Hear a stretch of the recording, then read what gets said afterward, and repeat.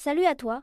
Aujourd'hui, on plonge dans une notion essentielle pour le brevet, le statut du narrateur et le point de vue. Tu verras, ces deux notions sont souvent mélangées, alors qu'elles répondent à des questions très précises qu'on te posera à l'examen. Qui raconte la scène? Quel est le point de vue adopté? Qu'est-ce que le narrateur? Le narrateur, c'est celui qui raconte l'histoire. Il met en scène les personnages, les actions, les lieux. Mais attention, ce n'est pas forcément l'auteur, c'est-à-dire la personne réelle qui a écrit le texte. On distingue deux cas principaux. Si le texte est à la première personne, c'est un narrateur-personnage. Il est dans l'histoire, il raconte ce qu'il vit ou ce qu'il a vu. Sur les bancs du lycée où j'ai usé mes premiers jeans, ici, le narrateur parle de lui-même. Si le texte est à la troisième personne, le narrateur est extérieur. Il ne participe pas aux événements, mais il peut intervenir pour commenter ou s'adresser au lecteur. Le point de vue dans un texte narratif, le point de vue, c'est la perspective adoptée par le narrateur quand il raconte une scène. À travers, qui regarde-t-il l'action? Et quelles infos choisit-il de nous donner? Il existe trois types de points de vue. Le point de vue omniscient, le narrateur sait tout et voit tout. Il connaît les pensées des personnages, leur passé, leur futur, il est partout à la fois, dans le temps et dans l'espace. Le point de vue interne. Le narrateur adopte le regard d'un seul personnage.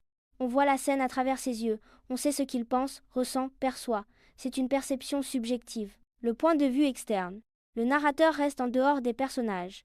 Il décrit ce qu'il voit de l'extérieur, sans accès aux pensées. C'est comme une caméra.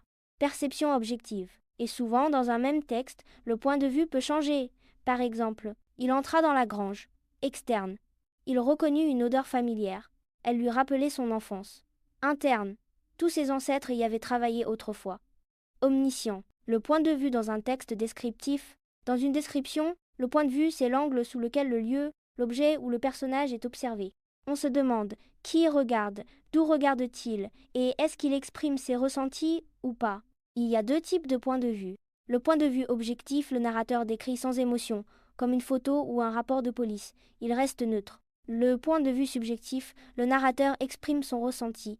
Il dit ce qu'il aime, ce qu'il pense, ce qu'il ressent. La description devient personnelle et émotionnelle. Le point de vue dans un texte argumentatif. Ici, le point de vue, c'est tout simplement l'avis d'une personne sur un sujet précis. Pour le repérer, pose-toi deux questions simples. Quelle est sa thèse?